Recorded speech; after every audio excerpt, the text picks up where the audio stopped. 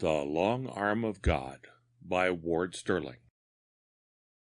In a rock-bound gulch, half buried under the sands of summer, covered beneath 10 feet of snow in winter, 6 skeletons lie, grinning mockingly. In the hollow skulls of 2 are smooth, round holes. In one, a tiny leaden pellet leaps and bumps with each heave and groan of the sun-kissed ice in spring. The whitened ribs of 2 are seamed and scarred as by a knife. Upon the 6th there is no mark, nor comes there any rattling answer when some loathsome reptile, scurrying from its lair against the rocks and crevices, jars against the whitened shell that had once encased as foul a brain as e'er polluted God's green footstool. It lies far apart from the others, denied, even in death, the solace of their companionship. It is of the tenant of that 6th grim remnant, gazing, hollow-eyed, toward the heavens it can never enter, that this story is written. The flesh that once covered his weather-bleached bones has long since been carried away by carrion birds.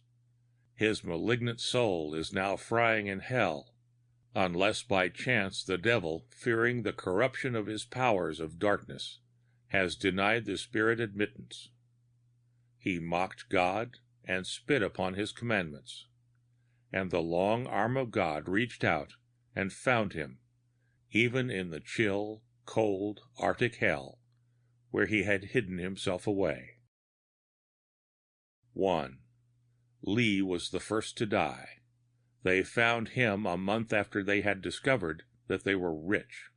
Cold and stiff, his face twisted into an indescribable grimace, as if he had died in awful agony. Yet there had been no outcry, nor was there any mark upon his body to show how he had been struck down. The 6 of them, Lee the profane, Halligan the religious, Mason the student, Wentworth, ill-tempered and moody, Kelly the hot-blooded Celt, and the good-natured, plodding old Drew, were from the same Midwestern town. They had grown up together, attended the same school, soldiered in the same squad. The same girl had driven them to the land of long winters to seek their fortune. And, smarting under the same misfortune, they had been drawn together, forgetting, for the time, their differences, sharing one another's dangers, living out a common pulse, laughing at hardships, yet each praying that he might be the one upon whom fortune's smile would fall. Buoyed up by the memory of a beautiful girl far, far from their adopted home. After a fashion they were happy. They were filled with primitive vigor and pulsing with life. They lived constant romances and did not know it, for such is the way of the far countries, and the lure of the north had gripped their heartstrings. They had been prospecting without results all summer when they chanced upon the unmarked blind canyon which was destined to be their burial place. Following the noisy little creek up the gulch to the spot where it bubbled from the side of the rocky wall which blocked the further end of the canyon between 2 gray, grim mountains, they decided to hole in for the winter. There were signs of gold everywhere.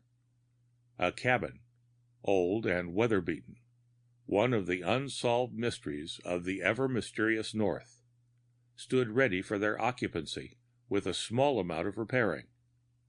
Nearby were a dozen mounds, grim reminders of the tragic past.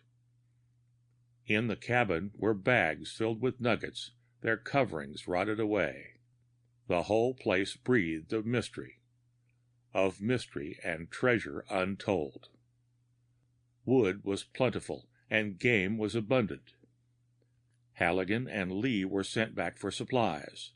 The others divided their time between prospecting the gulch and putting in shape their shack, a four-roomed affair, for they intended spending the winter in comfort. 2 weeks after the return of the two, the partners awoke to the realization that they were rich. Before they could even estimate the extent of their find, winter arrived, with its long, cold nights, burying the old cabin almost to the eaves under a mass of snow which filled the gulch, tying them up efficiently for the remainder of the season. There is no stronger test of a friendship than the placing of strong, vigorous men for several long, weary months in enforced confinement, with little to do save eat and sleep, forced to gaze at each other day after day. They are apt to fall into physical lethargy, which eventually creates a nervous tension like nothing else in the world. Petty quarrels become serious matters. Molehills are magnified into mountains. They grow to hate the sight of each other and become suspicious of what, under other circumstances, would not be noticed. And when each looks upon his companions as his rivals for the hand of a beautiful woman, hell is bound to break loose sooner or later. It is an inevitable fate. 2. Warm, they found the grisly horror that was Lee, lying stark and stiff in his bunk, gazing, glassy-eyed, toward the ceiling. There was no thought of foul play. It was Halligan who, in straightening out the cold, clenched fingers, discovered the tiny thread of gray wool in the doubled-up fist, and called the attention of the others to it. Wentworth was the owner of the only gray shirt in camp. The others wore khaki or blue. It had been a cold night, and he had slept in it. Instantly, all eyes turned upon him, although no word was spoken. He turned upon his silent accusers, his lips drawn back in a wolfish snarl. "Damn it, if you think I done it, say so," he growled. "If I killed him, how did I do it? And when? You, Halligan, slept in the same room with us." Halligan shook his head sadly. "When I went to bed, the two of you and Kelly were soldering that hole in the old coffee pot. I went to sleep before either of you turned in." Kelly looked at Halligan angrily, then cast a sympathetic glance at Wentworth. "I'm sorry to say, boys, that I hit the hay before the other two. I wish now that I hadn't, because I'm confident that, if Lee was killed, and I don't think that he was, it wasn't Wentworth that done it. He's not that stripe. In fact," he hastened on, "none of the bunch is." Wentworth snorted. "Keep your blasted sympathy to yourself. I don't want it," he growled. Halligan shook his head mournfully. "It's a visitation from God upon Lee for his blasphemy," he muttered. "I warned him against it many a time. Poor boy." They sat around all day discussing their companion's sudden taking away, all but Wentworth. He sat alone in a corner, silently nursing his grievances. They had searched the body. There was not a mark upon it. The other four were loud in their statements that Lee must have died a natural death. But there was a feeling of coldness, an indescribable something that cast a pall over them all. A feeling toward their once trusted comrade.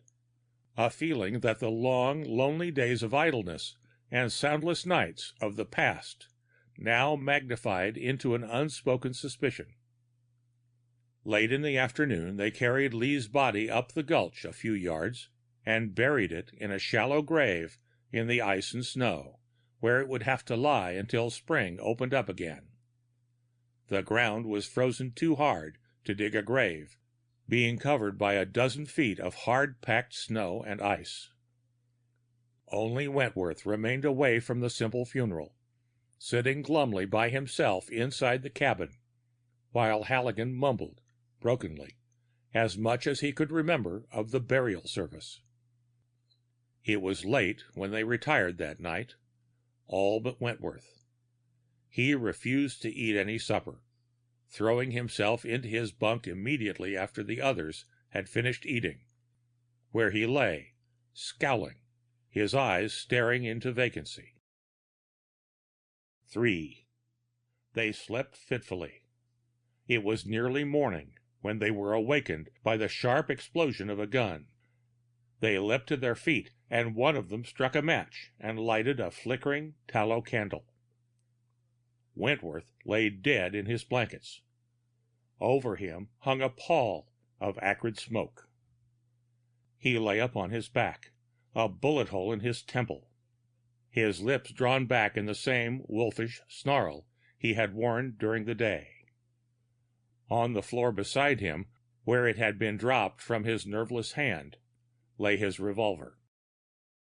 Next morning they buried him in the snow beside the man who they were now sure had been his victim. And once more it was Halligan who was called upon to say a prayer. Again he repeated his warning. "Can't you see, boys," he mourned, "that the Lord visited his wrath upon Wentworth for his sins, just as he did upon Lee? A man's evil deeds will find him out. It's a warning for you all to repent before it's too late." There was no work done that day. Even the dishes were allowed to go greasy and unwashed while they discussed again and again the various phases of the second tragedy that had befallen their little community. Wentworth had never been popular with the others, his moroseness and general tone of surly indifference to everything keeping him from being the general favorite that the profane but good-natured Lee had been. Yet it was hard to believe that he had stooped to murder. As usual, it was Halligan, the born leader, who aroused them from their apathy. Putting the others to cleaning up the dishes, he cooked a hasty supper and compelled the three to eat with him. "There's no use getting the doldrums," he admonished them. "They're dead, and sitting around mooning won't bring 'em back. The Lord giveth, and the Lord taketh away. Of course, it's up to us to see that their heirs get their share of the mine after we've taken our wages out for working it. When we've fed and cleaned up the shack, we'll have a game of cards and turn in early. I, for one, am sleepy." So were they all, for within an hour after they had eaten, the four of them were yawning vigorously. They crawled into their bunks. Halligan, who refused to sleep in the room where Lee and Wentworth had met their deaths, climbed into the spare bunk with the others. Mason was the first to awaken next morning. He shouted for the others as he leapt out of his blankets and crawled into his clothes. Replenishing the logs in the fireplace in the living room, he again yelled at the other three and turned his attention to breakfast. A second later, a loud cry from Kelly brought Halligan to his feet, while Mason ran in from the outer room. For Drew lay dead in his bunk. Between his ribs, buried to the hilt, was a hunting knife. And it was Mason's knife. 4. Kelly drew the knife from the wound and looked at the initials carved on the handle. "So it was you after all, was it, you skunk?" he snarled at Mason. "You with your damned sneaky ways and your smooth, oily manner, eh? Though why you were fool enough to leave your knife sticking in him is what I can't understand. Scared away, were you?" Mason stepped back a pace, a look of amazement on his proud face. "I swear by the ever-living God, boys, that I am innocent," he declared. "Why would I kill Drew?" "Why? Yes, why?" snorted Kelly, his eyes glittering. "For the same reason that you killed Lee and threw the blame onto poor Wentworth, damn your soul. I suppose that Halligan and I were to be next, eh?" he went on. "With us out of the way, you'd be a rich man, and then you could go back and marry Cora Hunter. Oh, I'm no fool." Halligan, sitting on the edge of his bunk putting on his moccasins, said nothing. Kelly, his Celtic temper leaping to the surface, was intensely angry. Mason, too, was a man of hot passions, although he held them under better restraint than did the Irishman. He took a half step toward his accusers. "Kelly and Halligan," he began in a level voice, "I didn't kill Drew, nor had I a hand in the death of Lee. It's just as much a mystery to me how my knife got there as it is to you." "'Tis no mystery to me," snapped Kelly. "You put it there, you cur." "You're a damn liar." Kelly leapt upon him, the knife he still had in his hand upraised. Mason's fist met him halfway, striking him squarely in the face, but failing to stop his rush. With a lurid oath, the burly Irishman jabbed the weapon into the other's side half a dozen times. With his bare fists, Mason fought the other as best he could for a second or two. His fingers clutched weakly about his antagonist's windpipe. He struggled blindly for a second, fumbling feebly for a hold. Then his knees doubled under him, and, with a dull moan, he sank to the floor at Kelly's feet. Without a sign of undue haste, Halligan buckled his belt and holster about his waist. Coolly, he unbuckled the holster and drew the gun. He cocked the weapon, and, with his finger on the trigger, waited for the others to settle their argument. "Did you get him?" he asked, as Kelly stepped back and wiped the blood from his streaming nose. "Yes, and I'm damn glad of it, the swine!" Before he could turn around, Halligan placed the muzzle of his gun against the back of the Irishman's head and pulled the trigger. A dazed expression crept over Kelly's face. The knife dropped from his hand. Then he fell in a heap across the body of his late antagonist. Halligan replaced the weapon in its holster and felt of the Irishman's heart. Assuring himself that it had ceased to beat, he raised his eyes to Mason, who was staring at him dazedly. "You saved my life, Halligan," the wounded man muttered thickly. "But you took so long doing it, he got me anyway." "Much obliged just the same," Halligan grinned. "If I did, I'm sorry," he remarked cheerfully, "'cause then I'll have to finish you myself. It wouldn't do for you to live, you see, because you know too much. And besides, I want everything for myself, the girl and the money both." The dying man looked at him curiously. "You don't mean that it was you, Halligan? Good God, and I never suspected." Halligan sat down on the edge of his bunk and laughed good-humoredly as he unbuckled his gun and threw it across the foot of the bed. "I don't mind telling you about it," he said quickly, "because you'll soon be where you can never tell." He rolled a cigarette, and, lighting it, inhaled a whiff before he continued. "You see, Mason, I figured out long ago that as soon as we struck it rich, and I felt sure we would sooner or later, it would be survival of the fittest. I knew that there was no chance for any of us with Cora until we had money. She's a selfish little devil, but she's worth fighting for. And with all of us rich, we would be just where we started. But now it'll be me alone, just me. When we struck pay here, you remember that it was my suggestion putting in here for the winter. I knew that it would be easy for me to plant the seed of suspicion in all of you, for, deep down in your hearts, you all felt as I did, and each one of you suspected the others. And you were as jealous as a bunch of chorus girls. Wentworth killed Lee, all right. I watched him do it from the other room, where I was supposed to be asleep. I suggested the idea to him without him knowing it several days before. He and I were doing a job of soldering, and I told him the story I got from my grandmother about a man who had murdered his wife by pouring a drop of hot lead in her ear. After Kelly turned in that night, Lee and Wentworth sat up soldering. You remember?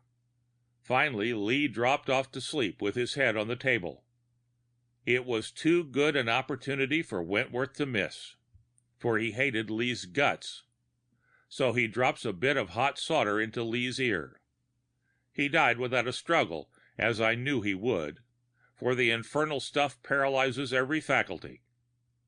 Afterward, Wentworth took off his boots and sneaked up to see if we were asleep. Finding that we were, he carried Lee in and laid him on his bunk. You remember how Wentworth tore his shirt on that nail there by the door? I recollected that there was a scrap of wool hanging onto it.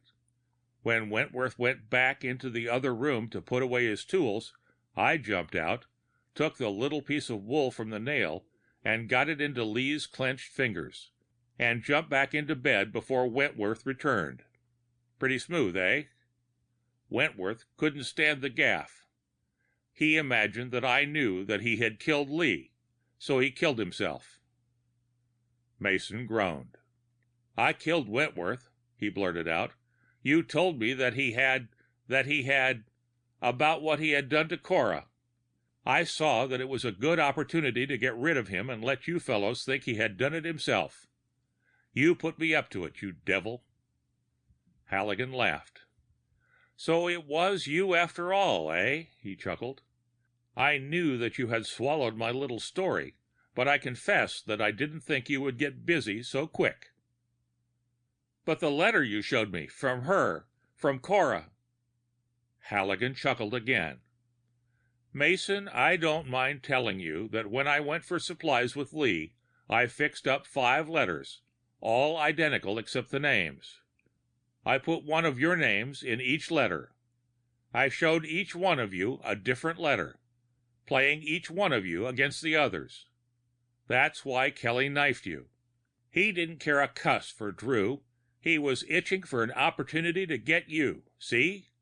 I stuck Drew myself, using your knife to throw suspicion on you, knowing that it would start the Irishman.